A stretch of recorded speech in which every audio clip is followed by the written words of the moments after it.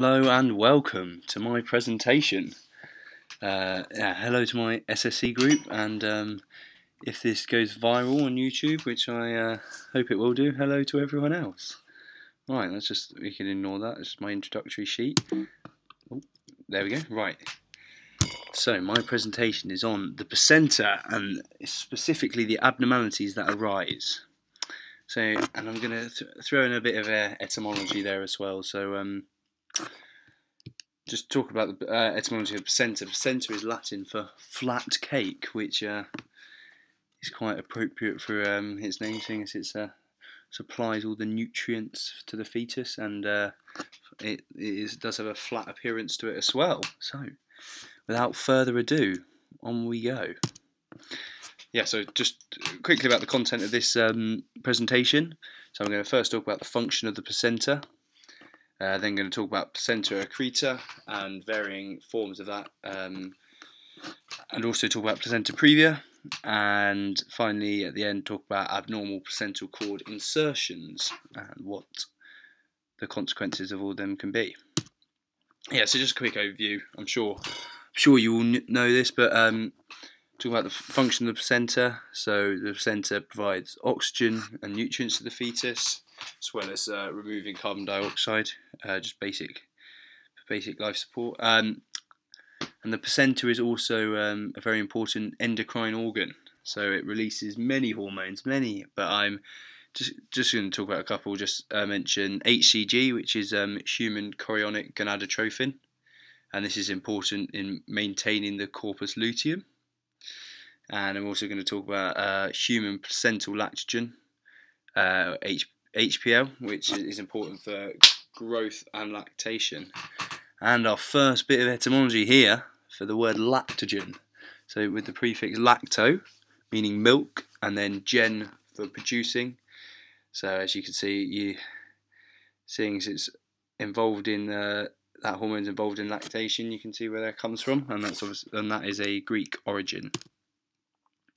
So, talk about placenta accreta and other problems of implantation of the placenta into the uterus. Sorry. So there's different degrees, as I just said, which meaning there's more or less invasion into the uterine wall. But if we look on the left first, that's the normal one, and that is just formed by the decidua basalis on the left there, and then talk about accreta, which is where the chorionic villi of the placenta attach to the myometrium, which is the muscle layer of the uterus, which is made up of smooth muscle. So that's when it goes too deep, and then even deeper still into accreta, which is the chorionic villi invade into the myometrium, compared to accreta, which was just attached to the myometrium. This time it now invades into the myometrium, so it goes even further. And then on the right, furthest of all, deepest of all, percreta, which is where the chorionic villi of the placenta invade into the perimetrium. So with a bit of etymology here, metrium is Greek for womb, and myo is a prefix which means muscle, and so that is the muscle of the womb, and myometrium is the muscle layer. So that's nice and dandy there. And then peri means surrounding, so that's on the outer layer surrounding the uterus. So moving on to just talk about some risk factors from placenta accreta. Yeah, there's a lot of factors that can increase the risk of placenta accreta. At the top there, previous uterine surgery. So, for example, cesarean section or any other ones. That increases your risk of placenta accreta. Older mothers, so more common in mothers who are 35 and above.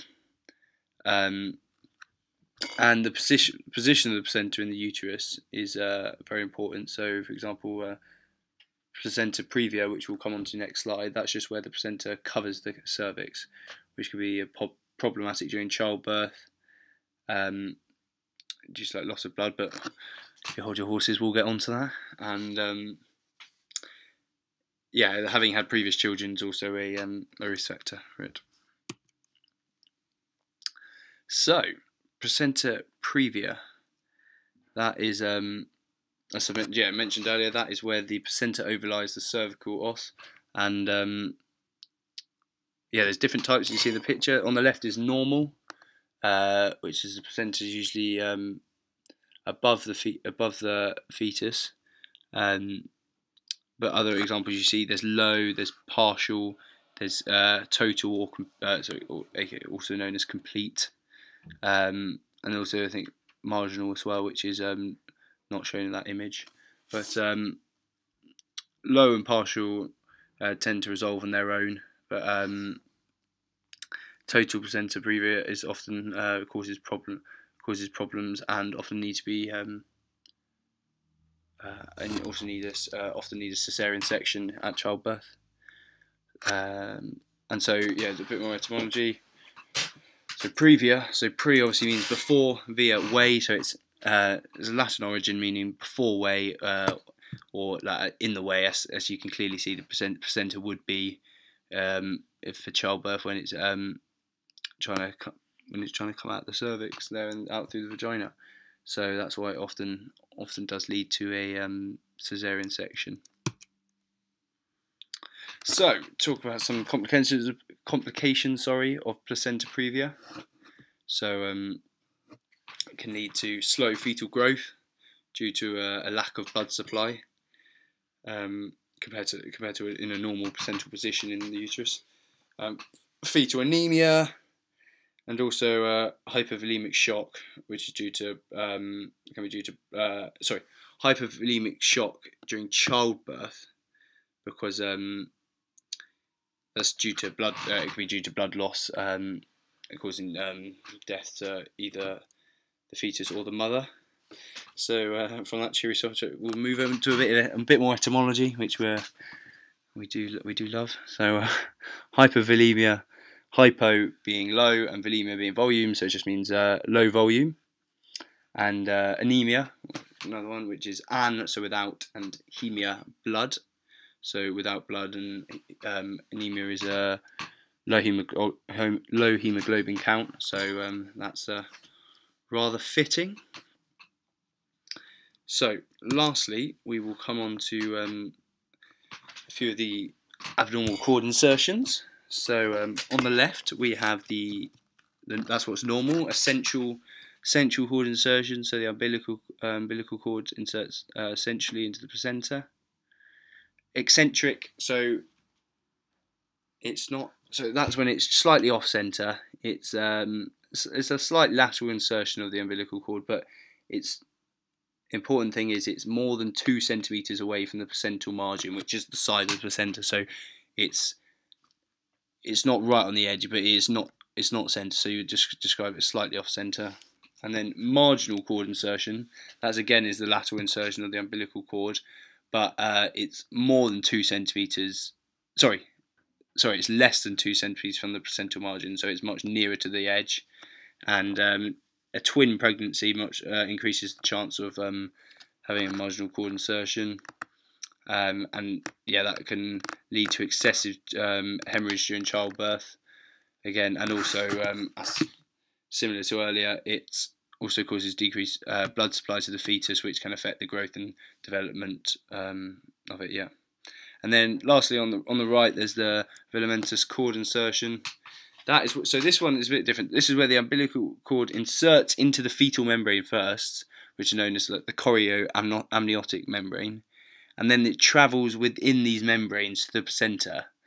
And so this means, it's travelling within these membranes, the 2 membranes, and this means the exposed vessels are not as protected, and so they're much more likely to rupture and cause hemorrhage, which can lead to problems to both the mother and the fetus.